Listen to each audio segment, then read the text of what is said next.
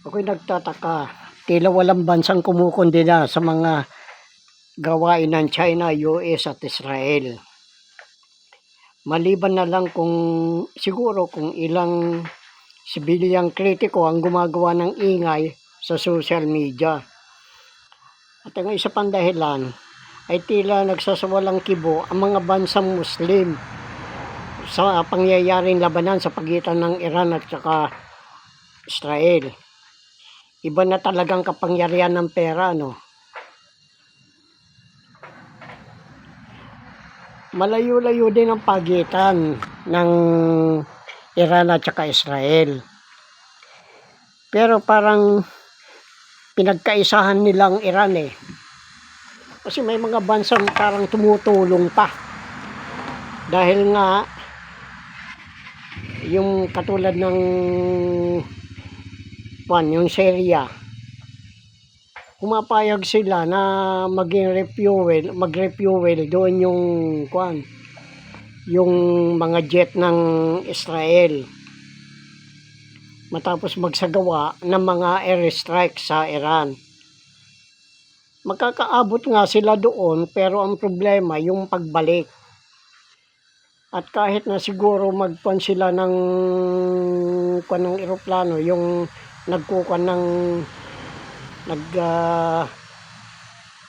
di-discharge ng gasolina para doon sa jet, ilang piraso lang yon.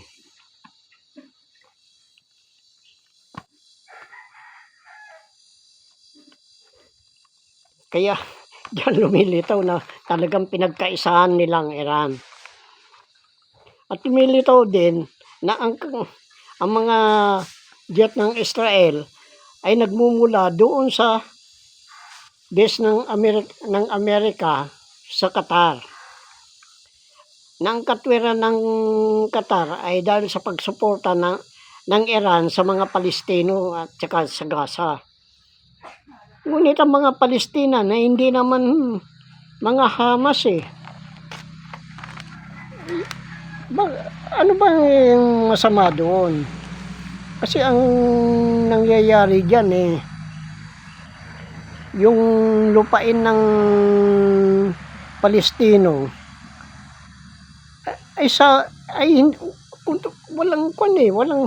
walang malinaw na dahil lang mga Israelita ay mga bansa, mga yan eh, mga bayan na walang sariling bansa.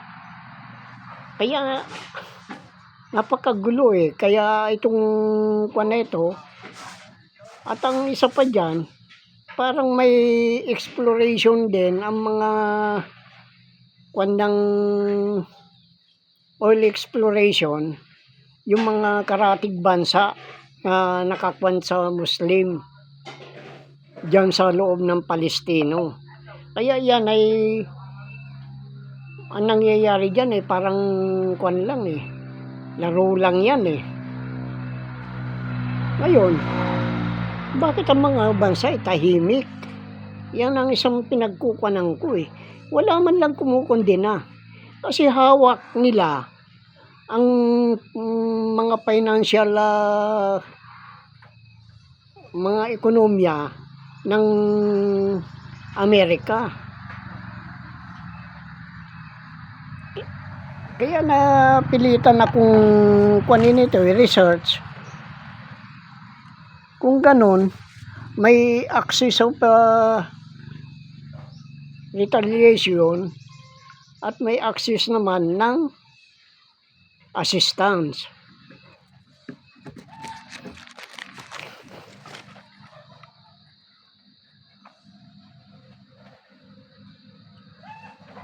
Itong mga ito, siyang kumukontrol sa mundo sa pamamagitan ng militar eh.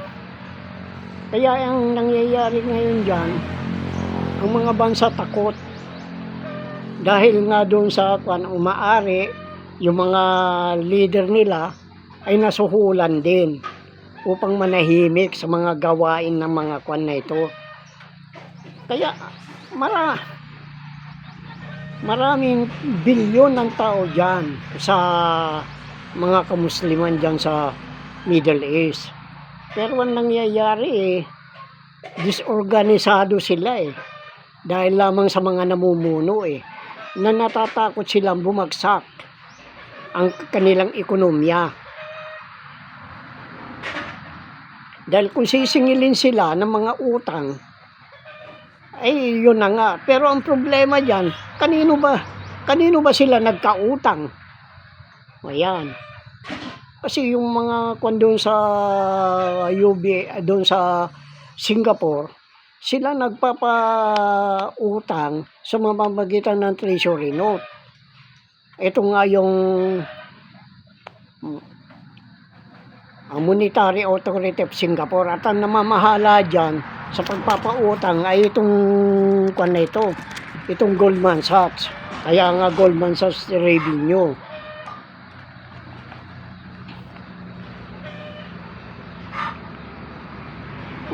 May isa pang nag-message sa akin na ang Egypt ay handang tanggapin ang mga Israelita kung sakaling ma-displace sila dahil dyan sa gera na yan. Pero kung iisipin mo naman, ang Egypt ay kalaban dati ng Israel yan Kaya nga dyan sumikat yung Prime Minister ng noon, ng babae ito yung Prime Minister ng Israel. Hindi ko lang matandaan kung anong taon yung 2 beses naglaban na ito na Pero bakit ngayon nag-ibang tono? Dahil dyan sa mga financial na yan. Kasi yung nangyayari kasi nung na yun, nakikinabang ang Egypt dyan sa ng Palestino dahil yung sa mga langis nila. Pero parang nagbago ang sistema Ang tanging alam ko lang kung bakit galit ang Israel, dahil gusto nilang sakupin para sila na ang maging humawak ng lupain ng lupain ng mga Palestino. At naman sila naman ang gumagawa ng kaguluhan Hindi naman yung ang gumagawa ng kaguluhan yung mga Palestino Tahimik nga yung mga yan Gusto rin, ewan ko kung bakit ganun ang ginagawa ng Israel.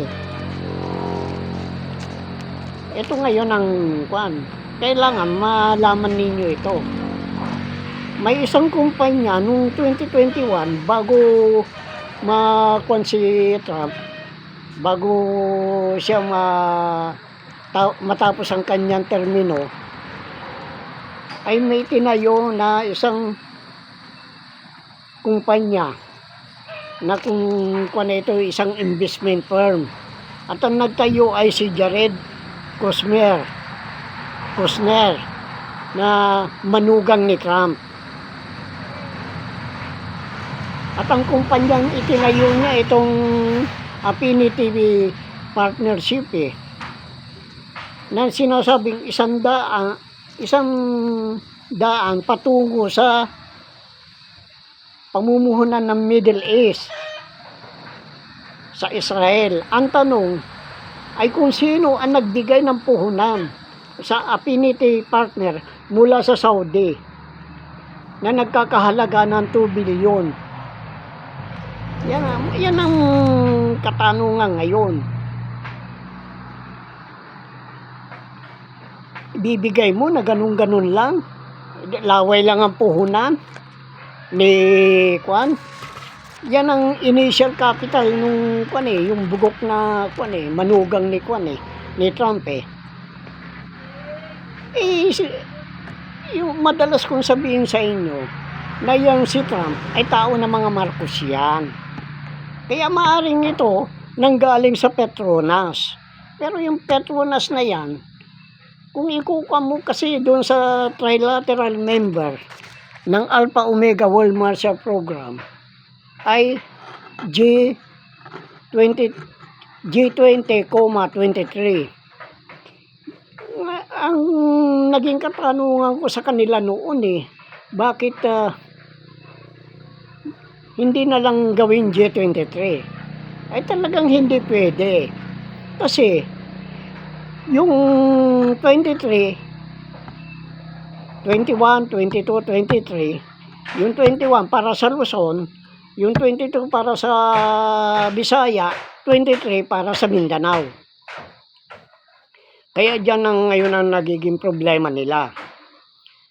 Ngayon, yung kuwan na yan, yung mga G20 na yan, tigi-tigisang party lang.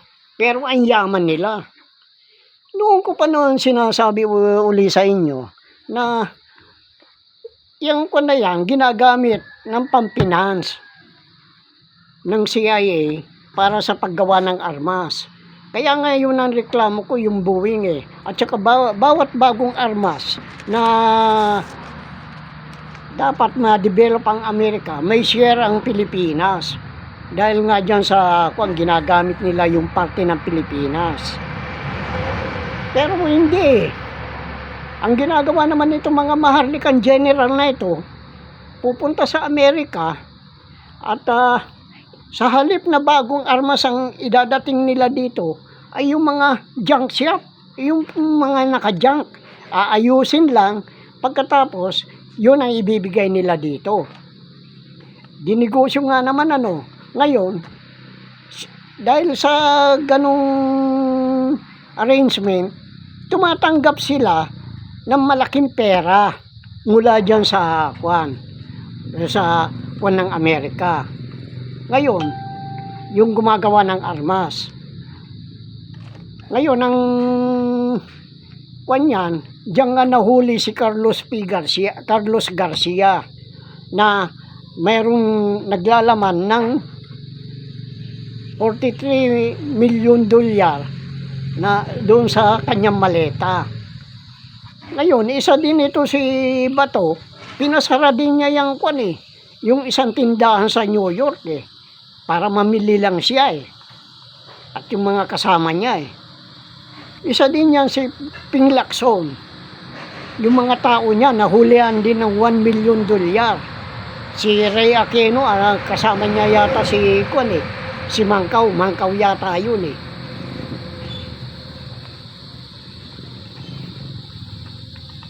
Kaya ginigisa tayo sa sarili nating mantika. Pinapaliwanag ko na sa inyo na sila yumayaman.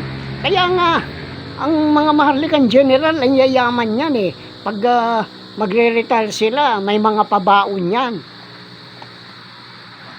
Nagkabukingan yan doon kay Angelo Reyes. Dahil tumanggap yata ng 50 million. At basta bawat general, tumatanggap yan. Ngayon, ito si Trillanes, tao ng China ito. Kaya, kuman yan binulgar nga niya yan Kung wari, nagkodeta sila laban sa administrasyon. Ewan ko kung ano administrasyon niyan noon, kay Cory yata. Pero ang nangyari niyan ay hindi kay Cory, kay Gloria. Ngayon, ang nangyari niyan kasi yung panahon pala ni Pinoy yan. Kasi yung pangyayari na yan, si Kwanman, kaya ko nasabing tao ng China yan si Trillanes dahil nakasakay yan sa barko ng China. Itinuturo yung mga isla. Ay bakit may tuturo mga isla? Kaya yan, ang dami nilang mga traidor dito. Kung wari away-away lang yan. Wag ninyong pag-iintindi niya mga yan. Ang pinakamaganda, magkaisa, pero wag kayong magkaisa sa mga maharlikang general. Gayong ginagawa ni Mertan at saka ni Dado.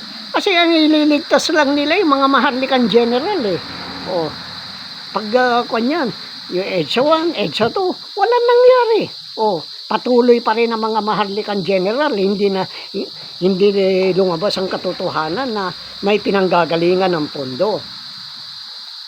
Kaya nung pag-upo ni BBM, walang kwan dahil nasaraduan kong World Bank eh. Nung masaraduan kong World Bank, ang IMF eh, kaya naapektuhan ng World Bank. Hindi na sila makapag-withdraw ngayon. Inuunti-unti na lang nila. Kaya ang sibuyas nga, pumalo ng 800 eh. O, saan ka naman nakakita? 800 sibuyas. Kaya pala, yung parte ng Pilipinas na 3 parte, ay napupunta lahat yan sa ako ng Israel. O, sa Amerika. Kaya yan ngayon, napupunta dyan sa Middle East, pinagati-hatian nila sa Middle East, katulad ng Saudi. O, yang Qatar, yung Abu Dhabi, lahat yan nabibiyayaan. Mula naman sa kayamanan ng mga Pilipinas. Masyadong malalim ang kanilang ginagawang pagkuan eh, para hindi matuklasan eh. Pero ako naman, pilit kong hinahagilap yan. Kasi nung na yan, matapos masipsip ang dugo ng Amerikano, yung mga langis eh, yung mga dugo ng Saudi, yung langis, eh bigla nilang iniwan. Ngayon, para hindi mahalata na porque wala nang pakinabang, eh ang ginawa ng itong Marcos, itong Alpha Omega, ikinuha niya yung Petronas. Ngayon, yung mga paligid na mga paligid na bansa, yung mga boundary nila, ang ginawa naman ng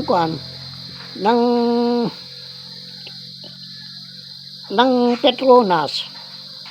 Kasi noon, ang ginagawa ng Petronas nung una eh, nagkukuhan na sila ng steam eh, yung singaw ng mainit na tubig, sinasaksak sa ilalim ng tubig mula doon sa mga oil well nila, para yung mga nakakapit sa mga buhangin ay maglaglagan. Yun ang inihigo papataas. Pero itong bandang huli, ang ginagawa na nila ay nagtatayo sila ng mga oil exploration doon sa mga malapit sa boundary ng mga bansang karatig ng Saudi. Upang wag mahalata ang ganyang pagnanakaw, nakikikuha muna sila sa mga namumuno. Binibigyan nila ng malaking halaga, kaya walang kaalam-alam yung mga nangyayari sa kanilang bansa, yung sa mga karatig nila. Ngayon, pinapaboran niya ng pinapaboran. At yung pera na yan, na ipinapabor sa mga ay nanggagaling sa pera ng mga mahihirap dito. Kaya, yan ang ikinukang ko, rinireklamo ko eh. At yan, may whistleblower na nandyan. Pero yung nagbigay ng kay Claire Roland, ang pangalan to, Roland na yung babae,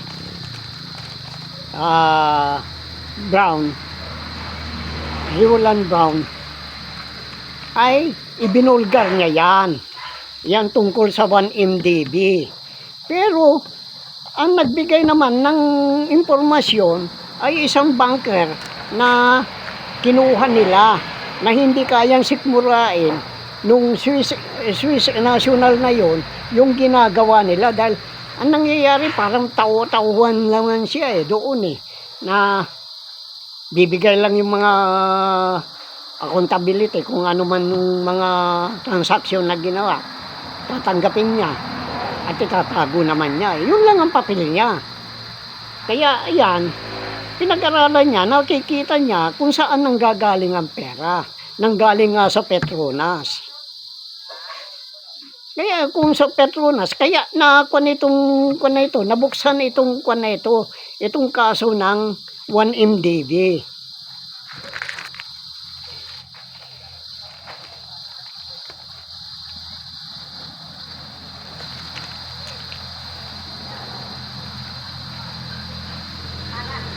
Ngayon, ang Affinity Partner ay nakakuha ng pag-aari ng pinakamalaking shipbuilding company sa Israel. Parang binili niya. Pero, paano mabibili yan? Maaring ipinangalan muna sa Israel yan, pero kung wari, bibilhin naman ng Affinity. Oh. Ngayon, pag noon na sa Affinity na yan, nag-alok nga ng Israel ng mga barko dito eh. Oh. Dito sa Pilipinas, bakit siya mag-aalok? Oh. Eh, libre. Libre. Hindi nangangulugan. Pera talaga natin yan na mahihirap, na ginagamit ng mga Marcos upang sila ang magkuhan. Kaya katulad yung Boeing eh. Para mabura yung Boeing, ibagsak nila yung kuhan, ibagsak nila yung kumpanya ng Boeing, at yung China naman ang magkukuhan. Siya naman ang magde-develop ng ibang eroplano. Ito, kaya yan ang magiging kapalit ng Boeing. Kaya pag bumagsak na yun, wala ka ng habol. Pero kailangan habulin mo yung nasa China.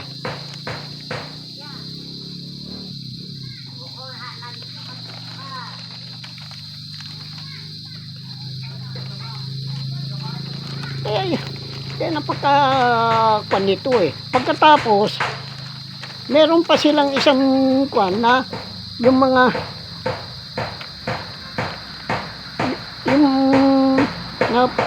yung isa pang kumpanya na naggagawa ng mga armas. Katulad ng mga drone, mga kwan. Yan ang isang mga kumpanyang pinasok pa ng kwan eh. Phoenix yata ito, Phoenix. Oh. Yan ang isa sa mga kwan. Kasi ginamit lang nila ang Israel bilang dami. Oh. Pero nakinabang ang Israel dahil yung mga barko, lahat ng barko eh gawa doon sa binili na kwan ng kwan eh ng kumpanya ni yung Affinity. Pati armas ngayon. Kasi dapat ang teknolohiya gagamitin sa ikabubuti ng sangkatauhan. Eh hindi. Ginagawa na nila negosyo eh. Kaya ang alam ko, lahat ng mga bansa na sa buong mundo, yung mga namumuno, napirahan yan. Kaya walang kibo. At natatakot din sila bumagsak ang kanilang ekonomiya. Ngayon, yung sinasabi ko nga, palabas lang yan eh. Yung gera-gera na yan eh. Kung wari, nagmamatigas pa. Pero yan, susuko din ng Iran yan. Upang mapakinabangan naman ng US, kailangan yung dating hari ng kwan, yung apo niya na si Pahlavi, ay siyang mamumuno ngayon dyan. Masyadong malalim ang laro ng mga yan eh. Kasi unang-una, may mga plan A, plan B, plan C ang mga yan. Pag hindi umubra, doon ang takbo. Eh mantakin mo, igigisa na tayo sa sarili nating mantika. Pumapayag pa kayong pagkuhan sa mga Marcos na yan. Hindi yan ang tunay na anak ni Marcos. Padiinay nyo. Oh. Sabihin ko, kaya nga hindi kinakampihan ni hindi kinakampihan ni Jaime dahil alam niya hindi yan ang totoong Marcos. O bakit tahimik sa Imelda? O nabubulgar na. Kasi ikukuhan ko din sa inyo yung yung tungkol talaga doon sa martial law eh. Na yung sinasabing conjugal dictatorship. Mag-asawang diktador na sila nagpapatakbo ng ekonomiya ng Pilipinas. Ngayon, nalalantad na. Kaya nga, ang yaman ng Israel eh. Dahil nga dyan sa mga Hudyo na yan, yung Committee of 300, sila ang kumukontrol ng ekonomiya ng mundo. Hawak nila si Soros. Pag gusto niyang pabagsakin ng isang bansa, kinabukasan bagsak. Oh, yan ang kinakatakutan ng mga maliliit na bansa, kaya walang kibo. Pero marami tayo Unang-una, nalalantad na, hindi sa mga Marcos yan. Oo, ang mga kayamanan. Kaya nga sabi ko, kung makikikwan lang kayo sa akin, wawalain ko yung utang ninyo. Pero yung mga kwan na yan, ay mahirap kung walain ang utang ng mga yan. Saan ka nakakita wawalain ng utang nyo? Oh. Kaya, yan ang kinakatakutan ng mga Marcos. Kaya walang imik yung putang ina niyan Kuwari, kalaban ng China. Naku, kalukuhan nyo.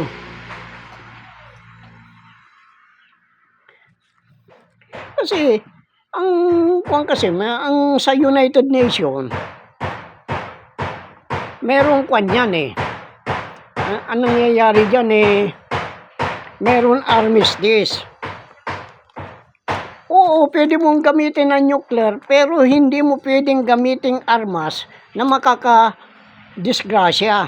Kaya yung kwan na yan, kaya nga sinasabi ko, laro lang yan Dahil nasaan yung kwan? Kung talagang pinabagsakan ng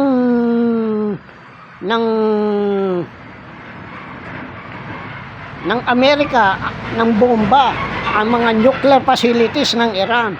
Bakit walang nagkaroon ng nuclear reaction? Oh. Hindi totoo yan. Kasi lahat yan pumirma. Kaya walang nuclear arm na sinasabi. Sila lang ang gumagawa ng mga kwento-kwento na yan. Dahil yan, lahat yan pumirma. Pati itong kwan. At saka bakit hindi tumulong ang China sa Iran? Oh. Bakit hindi tumulong ang Russia sa Iran? Ikakampin nila yan. Oh. Kasi, yan ang sinasabi ko, lahat ng superpower, 5 yan, Group of 5 na yan, ay binigyan ni Marcos ng kanyan, ng halagang 12,000 toneladang ginto na mga treasury note. Upang sa ganon ay merong magkwan sa kanya, magtanggol sa kanya, binakuran siya ng Group of 5. At ang isa pang binigyan ay itong kwan na itong Vatican, na dapat mamahala, gaya nung una, dapat siya namamahala ng pagpapalabas ng pera bawat central bank. Minomonitor niya. Ay hindi na niya ginagawa Oh. Ngayon, ang nagmamalaki ngayon itong iglesia, lahat ng linagyan na nila sa buong mundo. Kaya yan ang new global order na one world, one government, one religion. Dito sa Pilipinas, tatayo ang one government, one religion, yung Iglesia ni Cristo. Sino ngayon ang kwan? Sino ngayon ang kampo ng demonyo? Di kayo mga Iglesia ni Cristo. Sinasabi ko sa inyo. Harap-harapan ko sinasabi sa inyo yan.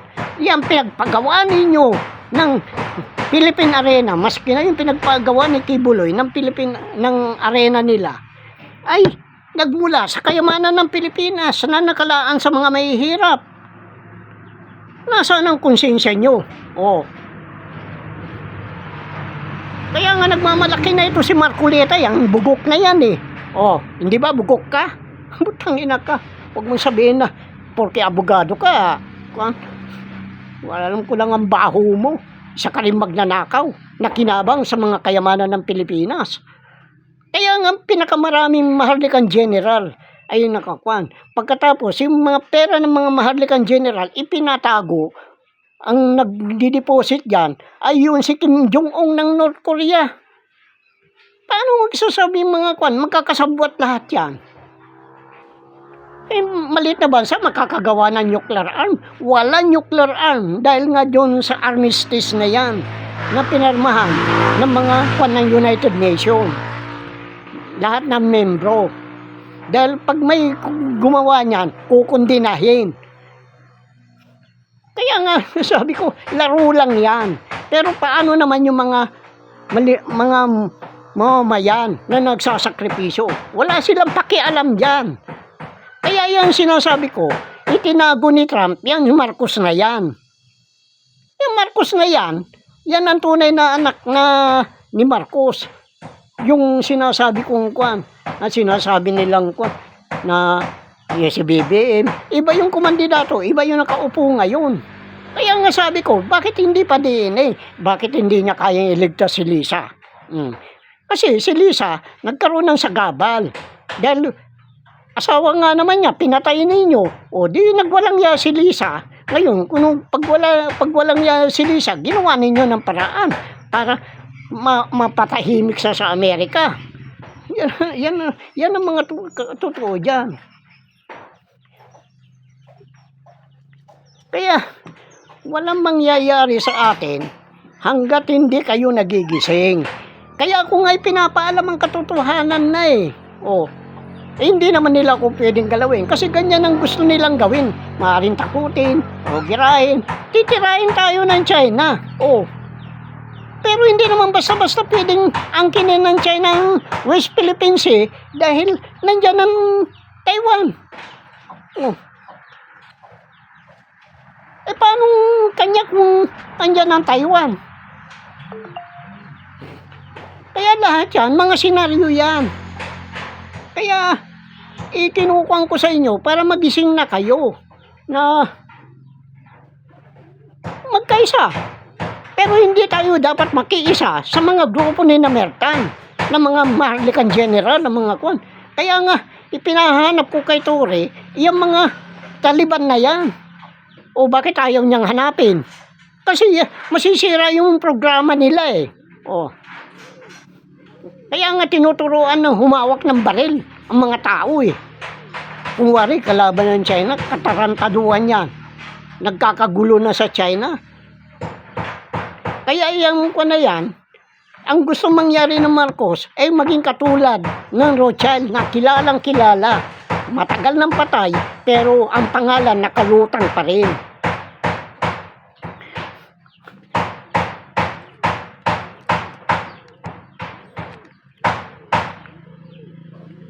Kaya kung iba pang pondo ang nagbigay sa kwan, kaya lumaki na lumaki, dahil nga dyan sa kwan ng Qatar, Abu Dhabi, at saka Dubai.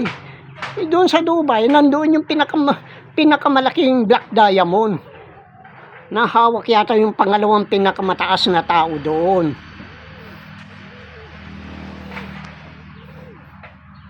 Kaya wag ninyong pansinin yan. Ayan na ninyo yung mga gera-gera na yan. Kung ganyan ang gagawin nila sa atin, di gawin lang nila. Kasi tatakutin ako Akala nila matatakot ako. Magkagera-gera dito. Hindi ako tatakot. Anong pakialam ko? Hindi ko bubuksan. Ano mangyayari? Magkukulaps din ang ekonomiya ng buong mundo. Kaya, akala nila siguro, sabi ko nga, magpitpitan ng bayag. Hindi ninyo ako mapapaurong Kaya yan. Kaya yung mga intel na pumupunta dito na kuwari, dadaan-daan dyan. Ang mga, tinatawanan ko lang sila para takutin ako? Matatakot ba ako sa kanila? Kaya yan ang kwan. Kaya ko nga sinasabi, lahat ng kaguluhan ngayon sa mundo, Marcos ang kwan yan. Ang namumuno. Ang pataas ng pataas. July na Magjo-July na, wala pang ulan dito. Kaya yan, papasok yung 4 na horsemen ng apocalypse. Taggutom. Tagtuyot. Kaya, marami pang mamatay, marami pang maghihirap hanggat hindi ko nabubuksan ng deuterium. Yan ang gusto nila Akala itong Marcos na ito, kaya hinahanap daw niya ako. Putang ina mo alam mo naman kung nasaan ako huwag mo sabihin na hindi mo alam, bugok. Dahil sa hawak ninyong meta, na yung meta na yan, pag-aari na Iglesia ni Cristo yan, at minumonitor, bawat minumonitor nila ang bawat inahak nila. ang mga pag-uusap. Kaya nga kinuha nila yung mga kwan na yan eh. I-register yung mga kwan na yan. Pag hindi nakaregister, kinukuha na nila. Eh ako, kaya ba ninyo akong takutin kay mga iglesia? Putang ina nyo, hindi ninyo ako kayang takutin. Oh, inambus na ninyo ako noon, pinaambus na ninyo ako. Sabihin ko kung ano pong klaseng sasakyan ang ginamit. Kung sino ginamit nyo para ambusin ako. Oh, mga iskanya na galing sa Nueva Ecija, sa Cabanatuan. Oh, sabihin ko sa inyo totoo. May nangyari ba? Wala. Tinatawanan ko lang kayo. Tinutok na nga yung baril sa batok ko eh. Wala pa rin eh. Oh. Palibas ay mga masama kayo. Pagkatapos sasabihin nyo, ligtas kayo, mga ulod. Putang ina nyo. O sige na.